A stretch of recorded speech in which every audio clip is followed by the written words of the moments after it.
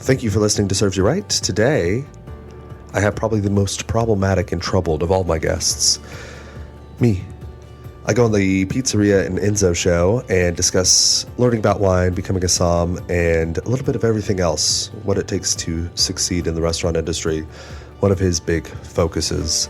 So Tom was kind enough to let me reproduce the bulk of that show on my show as well.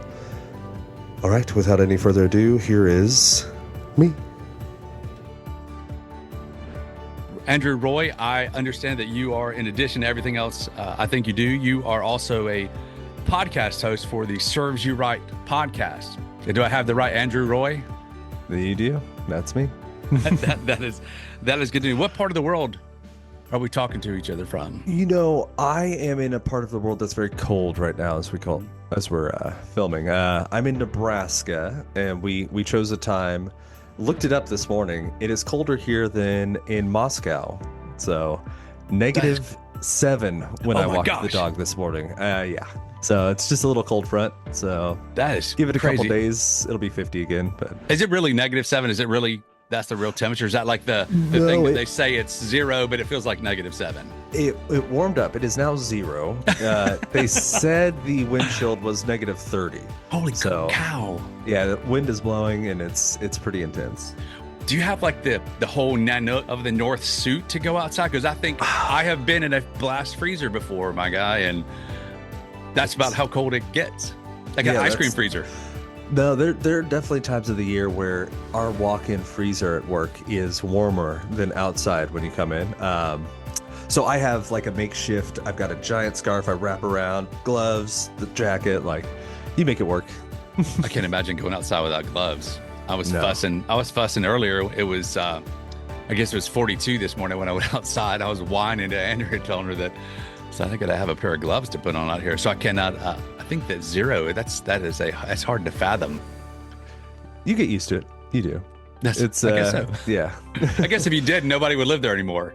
No, yeah, and I mean, so I don't think I actually said it. I'm in Nebraska, so if you look at a map of the U.S., it literally is the center. So it is truly the most continental of the climates in the U.S., to where the summers are nice. So it's not always cold. It's not like we're in like, the north of Canada or anything crazy, but it does get cold. It definitely does. Come on, yeah. That is. What's your hometown, Andrew? What do you call your hometown? Pampa, Texas is where I spent most of my childhood. I was born in a little town a little town. I was born in Arlington, suburb of Dallas, essentially. I don't remember it well. I moved when I was pretty young, so Pampa is pretty much what I remember growing up. Where I've been from for a lot of my adult life. Obviously, growing up in the middle of nowhere, Texas, I didn't necessarily want to stay there. When I went to college, I chose Santa Fe, New Mexico, and there's a really awesome liberal arts college out there. And when I got done, it's like, I don't really want to go back to West Texas, where they have towns with like 300 people in them, LaFours and all that craziness. So I just stayed, and I spent a good portion, almost 10 years of my adult life there, and ran into this lady who seemed really nice, and she wanted to take some wine classes for me because I was working on my sommelier certification, and she spoke Russian. And so I wanted to actually take classes with her because I always wanted to learn. And I always say that I was the worst student and teacher, and so was she, because the classes fell apart, but we ended up getting married. We moved to take care of her parents, and that landed me here. So you won.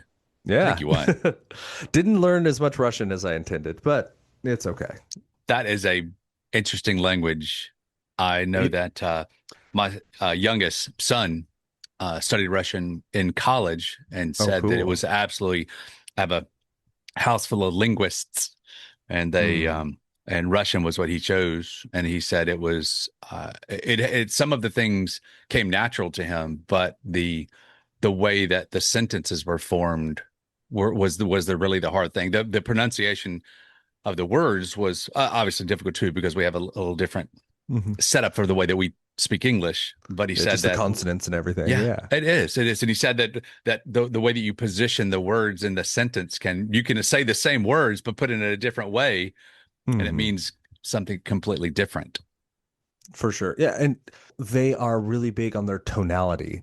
And their tonality does make them sound very strange to English. It makes them seem almost mocking, but it's just you really need to be very clear on like, is this a statement or is this a Mm. sentence? Or like is it like a question? Like and they're very exacting with it, but exacting with it in a way that in English sounds mocking. When like that's why I think a lot of the stereotype of the kind of like standoffish, cruel, or like mean Russian is just that they're used to these tones not changing and it sounds deadpan and weird in English. And for them, it just is. And I mean, they rarely use the verb to be. So you don't say like, this is good. It's just like, this, horosho, good.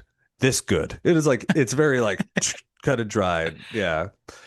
And then yeah, all their nouns have like 15 different cases and it's just chaos if you don't grow up with it. It really is. So you mentioned that you were studying to be a sommelier. How did that Yeah. turn? Did you get that? Did you ever finish that, or are you still working on it? So are you familiar with the Quartermaster Psalms? I don't mind going through it too if not. No, I'm not. Oh, okay. So it's an international organization started in the United Kingdom that certifies sommeliers, specifically sommeliers working in a restaurant. Because you'll have like WSET, like Masters of Wine. That's just kind of general wine knowledge. Someone who works maybe in like a wine shop, like that, or like a director, like someone who works in import or export. But if you are working on the floor in hospitality, Quartermaster Psalms is kind of like the benchmark group. Came to the US in 1986. Since they came here, only about 200 plus people have passed their highest level. So there are four different levels. So the very base one, introductory, it's about a 90% pass rate. And then you got certified, advanced, and then their very highest level, the master psalm. And so as you go up, the pass rate goes down and down. So it's like 90, 60, 30, and then I think it's something like six. And you have to remember, you have to pass them in progression. So that's the percentage of people that have made it to the next level failing again. So it is as it goes and ramps up, it gets a lot harder. I've passed the second. I've been to the course and taken the third. I've failed, which it's a three-part test where you do blind tasting, a practice service where you pretend like you're in a restaurant for about an hour with a master som, and then you take a long written test over theory. And part of the theory test, you're also tasting things, flawed wines, sake. Like they did a flight of sparkling wines when I did it. You can be tasting spirits, so it's literally the whole world of beverage. And yeah, I passed the theory and the service, but I failed the blind. I've never been the strongest blind taster, and part of that means that I don't like practicing, so it's like a self-perpetuating thing. And I was the 8 a.m. tasting group, which is great. And I had been practicing, but when you walk into that room, it's you alone. You sit down, and normally there's just a couple of master somms sitting there watching you. But I think it was like five. And I didn't think about this at the time, but they make you take the blind tasting after. If I thought about it, that meant that I probably passed the first two. And so they were watching to make sure everything was like on the up and up in case I passed, because I would have gone to the next level. But still, I sat down and I was so nervous. My hand was shaking. I And bet. they said, yeah, they say, It's making when me you pick nervous up, hearing about I it. know, yeah. So you have six wines in front of you. You have 25 minutes. So 4 minutes, 10 seconds per wine. They say when you pick up the first wine, your time starts. And so you just start describing it. And I got nervous around five or six. I lost some time, and there it is.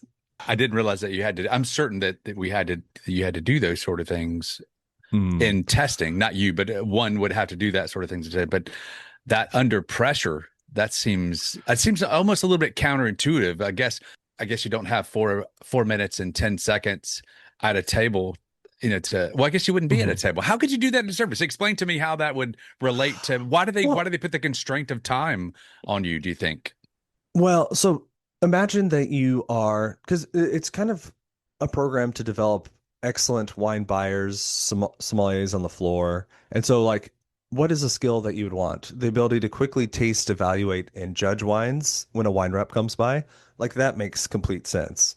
There were times when I'd have wine reps bring like 10 bottles and I didn't have a full hour. I wasn't doing it blind, but we have a couple minutes to tell me about it, taste it, move to the next. So the ability to very quickly describe, assess, and then move on with the wine is a skill. Like it's a very valuable skill, but it's also a terrifying one when you're under pressure.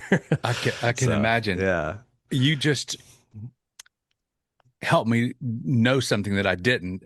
I didn't think that the sommelier would have a responsibility for buying the wines for the. It seems like I would know that, but Mm. I didn't really. I thought that they would bring the wines and you would buy them, and I guess that's kind of counterintuitive to the way I was thinking about it, because Mhm. now that makes sense. You would have to taste the wine before. Do you balance it against the menu, or do you go that deep into it, or is that something that you just say, okay, this is a wine that we will sell at a medium price with the majority of dishes that we have for these sections of service that we want that wine, or do you get that far? Is it that deep? Are you talking, just so I'm clear, are you talking on the test or just like in general day to day, like your job? With regard to the sommelier training being related to the sommelier buying the wines for the restaurant. Oh yeah, yeah. So that theory test I talked about, that part of that they give you like a fake but like printed off Excel sheet of inventory and prices for some wines, and it's everything is like find where they made the error. Like if you have, and then like some questions like if you have X bottle of wine at this price and Y bottle at this price, what would you need to price it at to do it as a tasting menu with 3 ounce pours, and like so it's a bunch of things that you will like if you were putting together say a tasting menu you would need to know, want to know. If you're putting together wine dinner, something I'm doing right now, like you need to know and want to know. So, yeah, they definitely ask those questions, and they don't ask like crazy questions. They make sure that you know certain things, like how many ounces are in a bottle.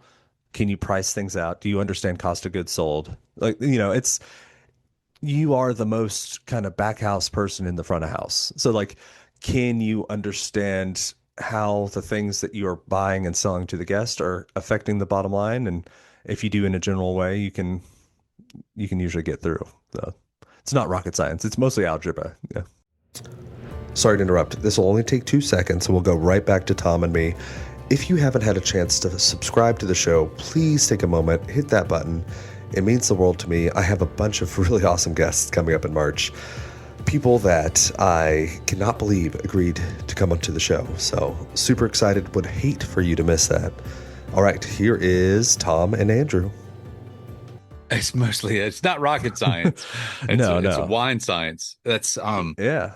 I think that this was very valuable, because I hope that someone listening to this would know that, because if I knew that about the sommelier, I would have done that years ago, or at least started studying, because I didn't realize it had that much structure to it. I thought that it really, the sommelier in my mind, as just a Mhm. layman, Well, that's I'm really, I want I some have a wine now. We I should have a open a bottle of curve. wine. I know, right? I have a curveball to that. It's very clear from their like standards what they are looking for, but I would almost push back on the idea of structure. So they're notoriously kind of the least structured organization in the world. They have basically two things that they tell you. It's what are the classic beverages of the world? Why do they taste that way? And kind of a hidden third one is what's essential to serving them in a restaurant. And it's like that's their whole summation of what the whole test is. And it's like on you to figure it all out, which is kind of wild. And there are all these groups and there are different educational resources that they say these guys are good, but no one's affiliated with them. They're just their own standalone.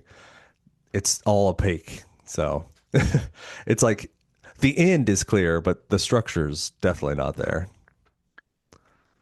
I think that when you and I talked recently about the food business and about places for people that are in the food business, that they could find a way to go, I think this is one of those that someone that is, and by structure, I mean, for this statement, I mean that it is there is a frame, maybe a framework is probably a better way to say, a framework of what a sommelier does. So if we had someone, if we Oh knew yeah, someone for sure. that had um, that was responsible for doing the food costs in the back. I mean, think about if they're doing that in the back of the house, then the relationship could be very easily once they get a little knowledge of what they're doing. I can see how that would I don't know, that would blend right over. I think there's a lot of Oh people yeah. that would love to do that, that they're not thinking that you're, out getting, wine sloshed every day, which would, I guess that's a thing. Some are, Some are, yeah. some are.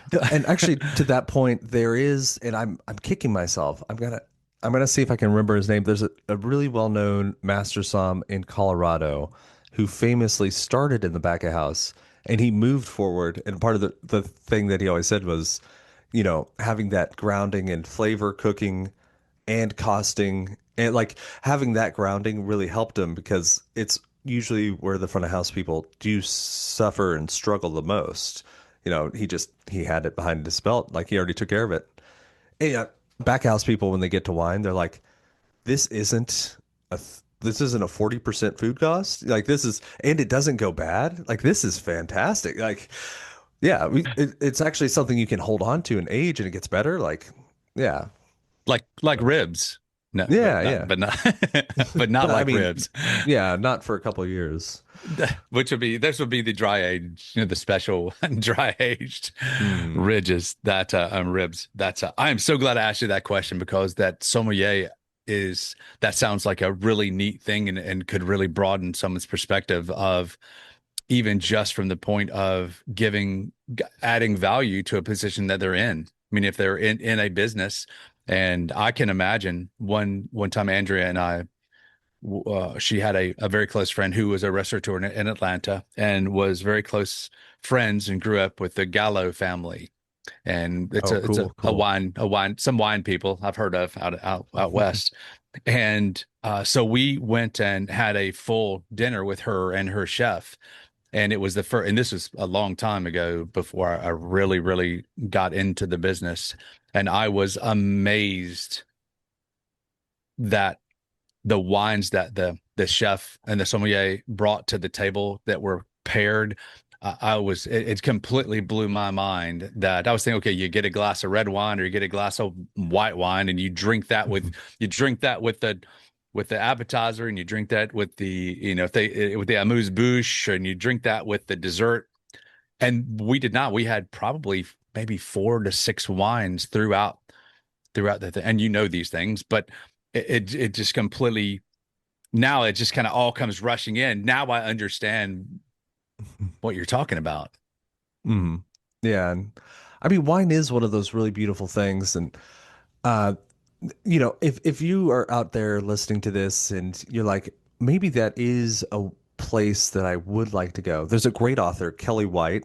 She's written some very serious books, but her latest book is more of a like consumer friendly, wine confident.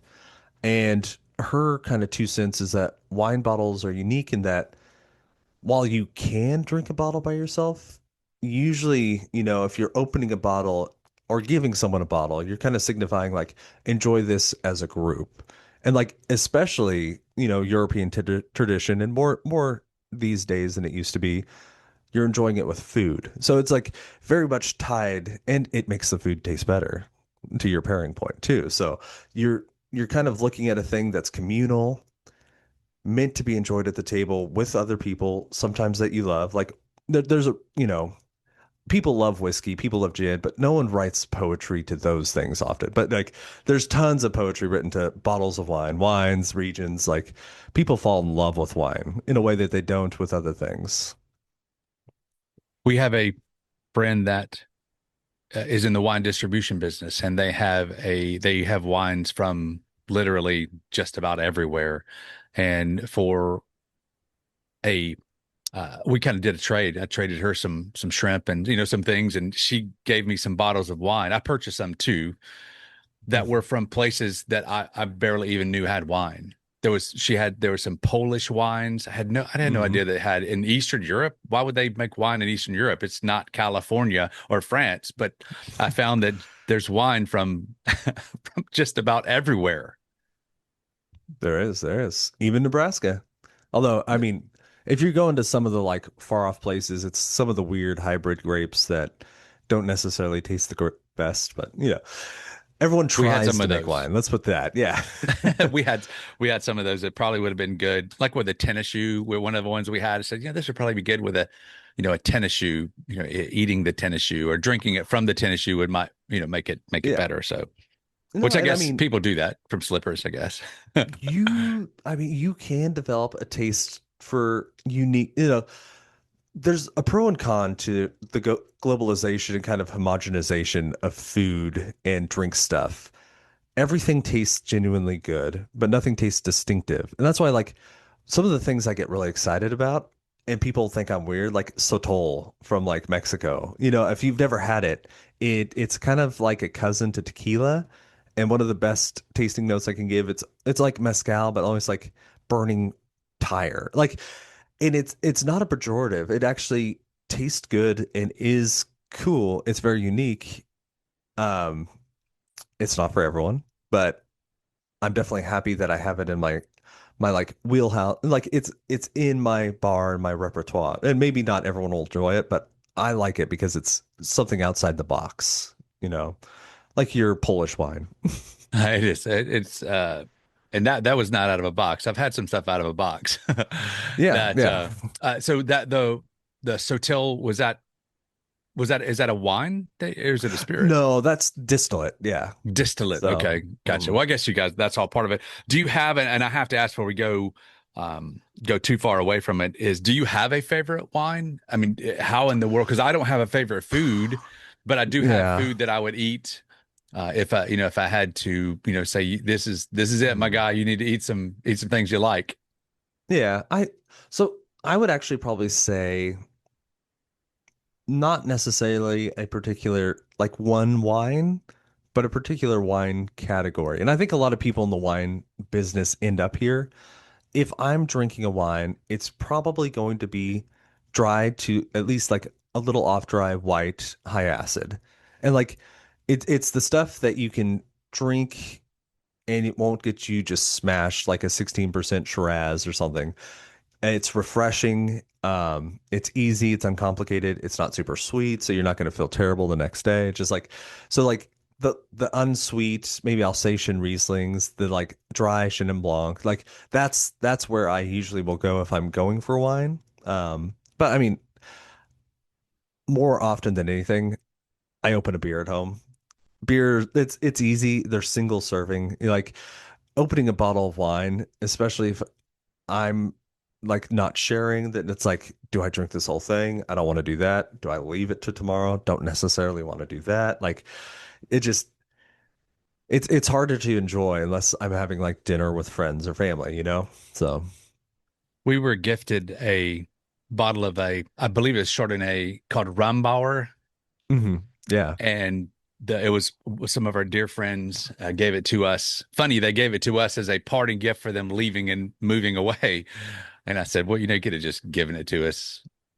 And so we drank it, and it was absolutely delicious. So I went and got several bottles and had we drank them, and one of the bottles we didn't drink, but like we opened a second bottle and didn't drink, but like half of them, like, how in the world am I gonna save this? And it did not save. I put it in the refrigerator. I didn't know what else to do. I put the cork and I Mm. put it in the refrigerator and of this Rombauer Chardonnay, and I left it in there and just left it and left it, and I took a sip of it and I was like, oh my gosh, I can't throw it away because of what I paid for it, but uh ended up, Andrew, recently I made mustard with it, Sure. Yeah, yeah. and it was I will never buy Dijon mustard again, and I cannot wait to find more Chardonnays or maybe Sauvignon Blanc or some other types of wines that I have gone mustard Crazy. And I do want to ask you, you said you were planning a wine dinner. What part of the food business are you in? Are you in the wine business or are you in the restaurant No, business? no. I'm a general manager now. I jumped ship from front of house and just like the hourly work to management in 2017, 18, right around then. Um, actually spent a couple years as a kitchen manager, but now I said it like I was doing it. I'm really advising. I have a beverage director, so I support, and it's our first wine dinner. So I'm having the benefit of having done it in a different restaurant. It's kind of like, here's how we want to cost it, and here's what I would suggest. But it's with Kennard Wineries, so great Napa winery, and yeah, it's gonna go great. It's a lot of work, but it's one of those things that once it's done, we just fill the room up and serve some good food and open a lot of bottles. So it's all worth it. But yeah. Did you start in the wine business or did you start in the restaurant business and then do the Oh yeah. wines? Yeah, I Just guess I thinking didn't about go because far enough I'm back, did I? listening to these things that you've told me about, and it's you have a storied restaurant background. It sounds like. Oh yeah, yeah. Well, this one's gonna be a long one, but I think it'll be worth it. So I started very humbly in a little restaurant called Smokin' Joe's Bar and Grill, and I was 15 or 16, and I was the cook, dishwasher, and waiter all at the same time to kind of give you an idea of how small the place was.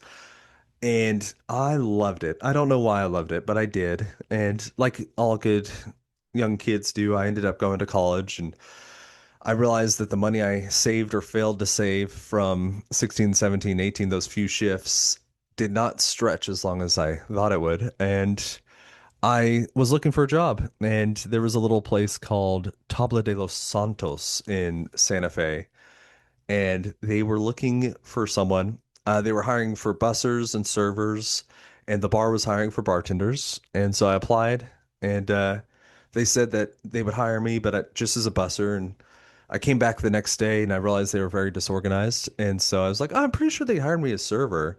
And by the time that that everyone had gotten all the info crossed and checked, I was doing a decent job, so they kept me as a server.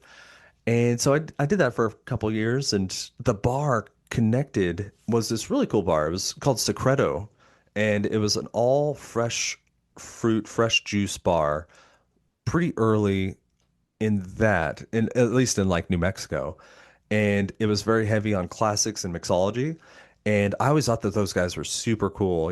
I'd see them from the restaurant and like, man, these guys are awesome. One of the main bartenders I had a big crush on. I was like, oh, if only I could be a bartender, but I'm 18, 19 and whatever. Yeah. I stay behind one holiday season, just decided not to go home, just kind of hang out in New Mexico. And there were some people around, but not too many. And a good portion of the bartenders got sick. I think there was like a flu that went through or something. And I was free, and I was like, hey, I'll bar back if you guys want me to. Like, and after a couple of nights, the bar told the kitchen and all the restaurant, they're like, we're not giving him back. He's staying with us. And so stayed behind the bar for a while, loved it, and I just kept doing it. And it was the first time that I'd done something that I was like a decent waiter, but I always felt kind of weird that I was just bringing people stuff but not really making, or it felt like I wasn't doing anything, even though you are doing a lot. But the ability to actually make something and hand it to people, like maybe there's a part of me that should have been back of house because I like that production sort of side of thing.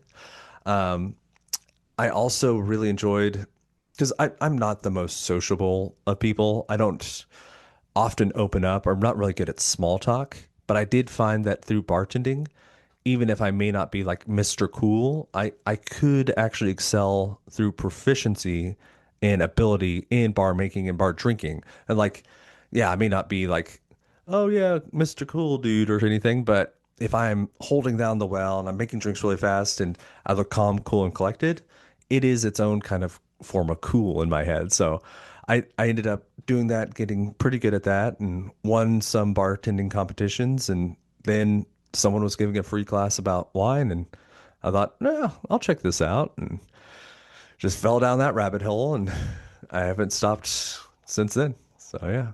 Well, you obviously were communicating, being cool behind the bar, making it happen. Oh So that yeah. is a lot of folks that are chatty, like me, that's being able to communicate doesn't always mean that you have to use words. And that's kind of one of the things as now that I'm approaching episode, I guess, version 6.1, uh, I uh, I do find that it's not always about the words. So I think you were communicating just as, and your small talk was, um, you did it efficiently. They got it right. Didn't take a sip out of their glass before you handed it to them. I did see that recently, which I had never noticed it before. We were sitting and the bartender was making drinks for us, a special drink that he had, and he took a straw and stuck the straw down the drink, was tasting it, and Hmm. I said to myself, I said that I wish I had known that one coming up.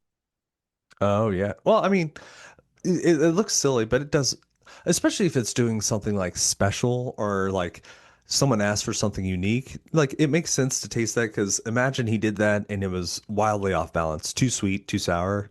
Like a good bartender would say, "Oh, and add a little more lime juice," or maybe it was, needs just a tiny bit more simple. Like it's kind of the idea of like when you're in a high volume like wine only environment.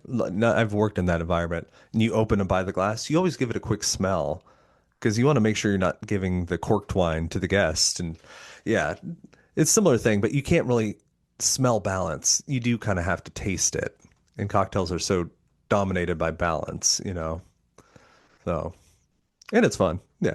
It is fun. It's fun. So in Nebraska, are you in what town are you in Nebraska?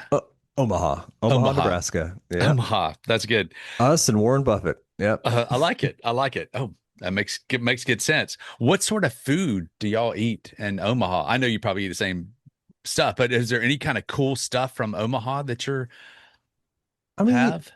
there's a Like we have lot of shrimp and grits. Like good we have food. shrimp and Yeah. grits or crab cakes in Maryland. Do you have anything like that?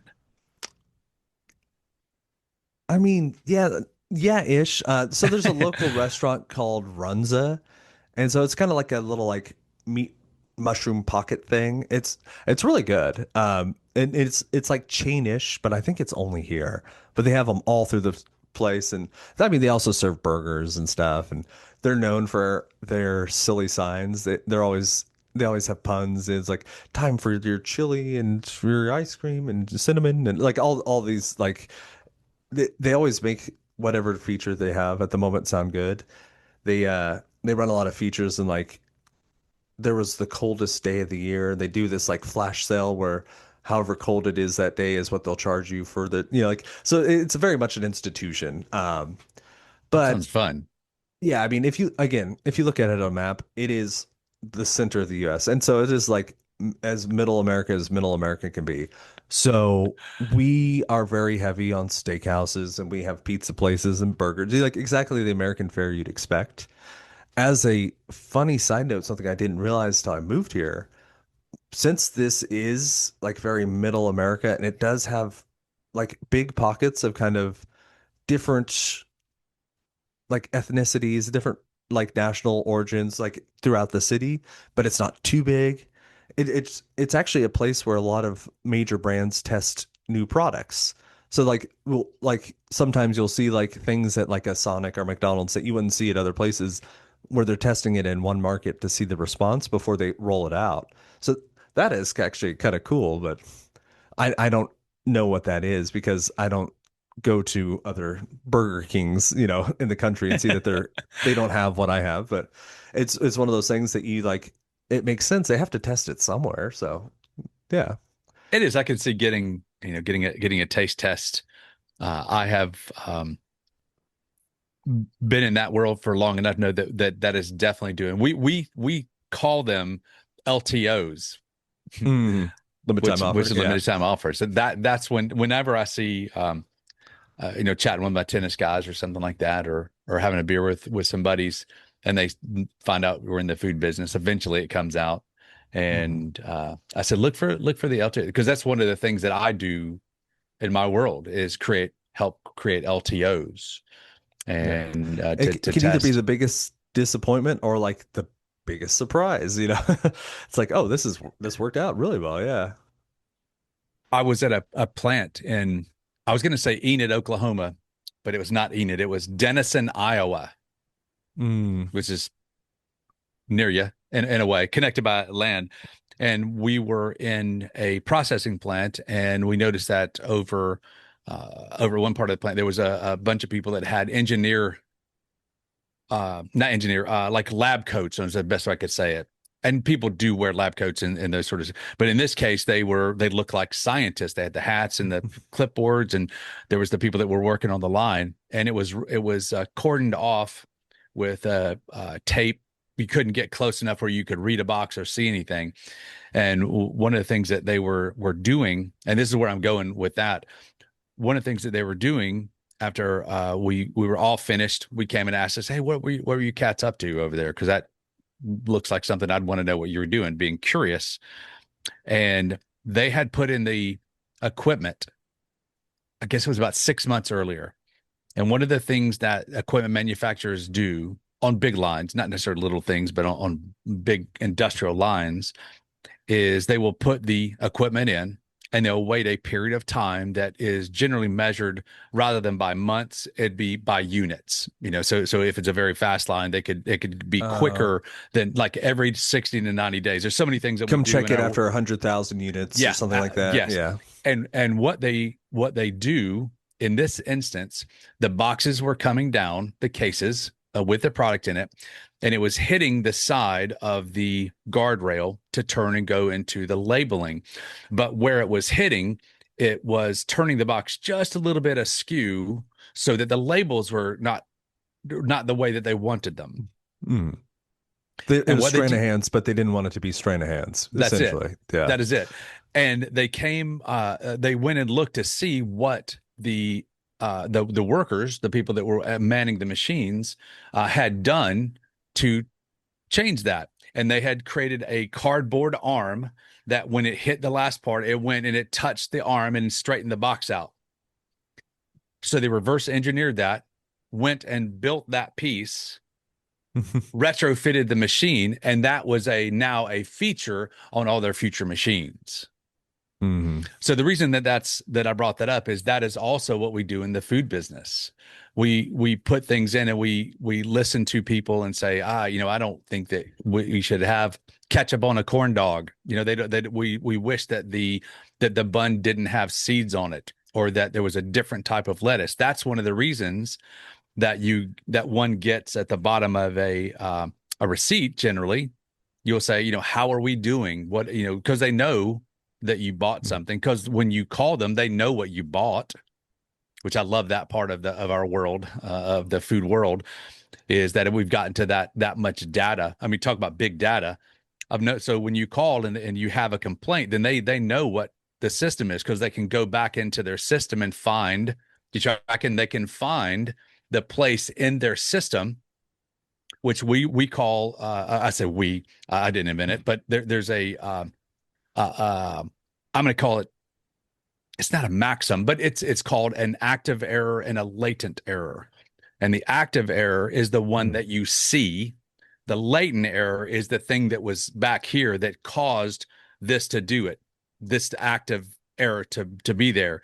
Imagine thinking like that you had your traffic lights that were a bit askew because of the shape of the intersection, but they had one line drawn across for everybody to stop, rather than and so that the latent error was that people were looking at the light, not the line. So they would pull up past the line into traffic. So they got to where they would stagger the lines on the concrete in front of it. That's what I mean. So many things that we do in the food business, I think, are related to just the general, not ergonomics. I guess we'd have to make a new word for that. Whatever ergonomics would be, like eatonomics or something like that we could say that people like this or don't like it. Because if you keep, just like if you did a new dish and it keeps getting sent back, or if something's getting back without the proper temperature, active error, then the latent error would be you check and see that the person didn't calibrate the thermometer. Sure. I know that was a For long sure. way away from it, but it's I think that based on our conversation, I think you can gather what I was after there, that it is a fun part of it. Now, Andrew, I know that we in our conversation, I found out that that you also are a very active um, communicator in the podcast world, and I looked up your podcast that is named Serves You Right, and I looked and see that you seem to have a mission for helping people, almost like this whole conversation about finding things and finding methods, or finding paths for people to go that are either in the food business or want to be in it or wondering, well, am I just going to be here forever? And I wanted to tell you that I did look at your show, and it is impressive, and I think it's a wonderful mission. And I appreciate that you're taking the time to do that. I know that people are listening to shows like yours, and hopefully they are, so that they can get based on some of the guests that I saw you had, were would give them some thoughts about what they could do with their career and change their lives. I think it's actually pretty awesome, and I wanted to compliment you on Well, that. thanks. Thanks. Yeah. It's been an interesting journey. It's, they say a lot of time research is me search, and you're trying to answer a question that you are struggling with. And for a long time, I didn't choose so much to be in food service. I kind of fell into it. I fell into it because I loved it. Bartending was one of the first things that I did that I really, I was like, I'm good at this. And it was one of those things that clicked. But I think me and you have talked about this, but I'll kind of go into it again. The food service industry, it's a lot of things, and it's a lot of things that are good or bad. And it's kind of what you make of it. And that's at least how I've squared it away now. And if I could go back and kind of explain that to my younger self, I think I could avoid a lot of the like hardship and struggles that I went through. Because a lot of what I was lacking when I was younger was self-discipline. It's a business where you can work as much or as little as you want. And, you know, for a lot of time and in a lot of ways, I kind of cut myself maybe too much slack. If I could go back, ideally, and sit down in a room with 21-year-old Andrew, and I would say, look here, you can go out to the bar, but not every night. You should probably work a little bit more, and you should probably think about your future. It's like three things, if I listened to you, would really have changed things. And I did go through a period where I got really bitter and really wasn't sure what I was doing. Do I want to do this anymore? COVID didn't help with that, of course. It didn't help anyone with that. On the other side of that, though, I got incredibly lucky and I kind of fell into a situation where I did have access to some really fantastic people. 2008, when I was coming up and working in bars and restaurants in Santa Fe, there were a couple people, Chris Milligan, Natalie Bovis, two really big names in the, cocktail and mixology scene. I had Quinn Stevenson, really fantastic restaurateur, owner of Coyote Cafe. These are people that had made service and restaurant industry their careers. Natalie, in particular, had lived in California. She knew most of the like old school mixologists. She runs a like side thing where it's called the Liquid Muse, and they put on events. And like she ran New Mexico's Cocktails and Culture, their big cocktail festival. And I didn't choose to have them around, but I just got lucky that they were. I ended up even being Natalie's assistant for a little while. And so while things weren't the best, I definitely got lucky in that as I was coming up, I had some people around me that were doing something and inspirational and showed me that this was a path that, you know, you can make a life out of, even if it's a non-traditional, non-typical life. You can make something out of it and have a full whole life doing this for a career. And so that's I want to find people that I can talk to. And, if it's someone who has gotten really deep into cocktails and that's something that resonates with someone, like fantastic. If it's someone who is interested in wine and realizes that that's a path. Maybe they don't want to work in restaurants, but it's like, oh, I could be a wine author. Cool. There's so much here. And I know you're really big on that idea too, that the restaurant industry has so many different things. Every can and every chair, everything in a restaurant comes to you through someone's work and hard labor. And like, you can find a place for all sorts of different people. If you don't like authority, if you don't like people being in charge of you, go study wine. Because you know what? No one likes wine, but everyone wants wine around. So if you're a som, usually you can get away with a lot of stuff in a restaurant. Just saying, part of the reason I don't like people being the boss of me. So if I understand the esoteric weird category that other people don't, I can kind of have a little freedom to do my own thing. Like there's always a way forward. It's not always clear what those things are. And to wrap up this long-winded diatribe, I think in general, servers have kind of a pessimistic outlook on average. That's kind of the stereotype. And there's a reason this stereotype is there, because stereotypes usually reflect something in reality. Not always, but usually. And having worked with hundreds and hundreds of servers, I would say on average, there is kind of a cynical, pessimistic outlook sometimes. And if I can provide one tiny ounce in the other direction, I feel like I've done a good job. Andrew, I think that it is a noble thing to do. And I appreciate so much you sharing that with us. Well, we've had a heck of a flight here from Charleston to Omaha.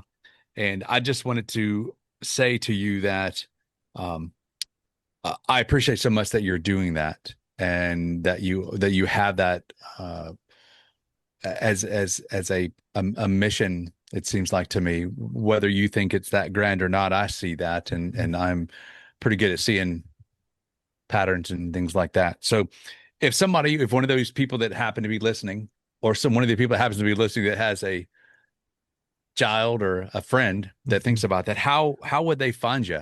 What part of the interwebs would they search to track you down, Andrew? Well, so I go in bursts, so I'm not on the interwebs chronically. But if you do want to get a hold of me, I have a website, servesyouRightPod.com. All one word, no punctuation or anything like that. There's a contact form there. I'm not hard to find. The podcast, if you search it, it's on Apple, it's on Spotify, it's wherever you listen.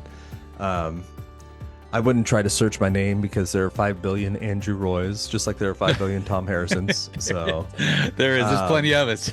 Yeah. And I mean, in all honesty, if you want to see me in person, I work 5 days a week in Mahogany in Omaha, Nebraska. So, but if you get me in that burst, that hour that I'm online, I'll say hi to you. So that is good. Andrew, it has been a pleasure to talk with you. And I think it was a valuable conversation for me. There were some things that you talked about that I really, really am reflecting on. And I do that. So, well, Andrew, I tell you what, I'm going to wish you adieu, and wish you cheers from Charleston, and hope to catch up with you soon. Yeah, cheers. Thanks, Andrew. Of course.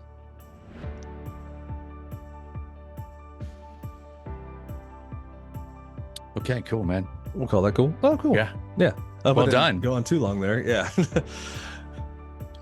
Yeah, I think it went right on, and you answered. I mean, you're on hitting on all cylinders, it seems like.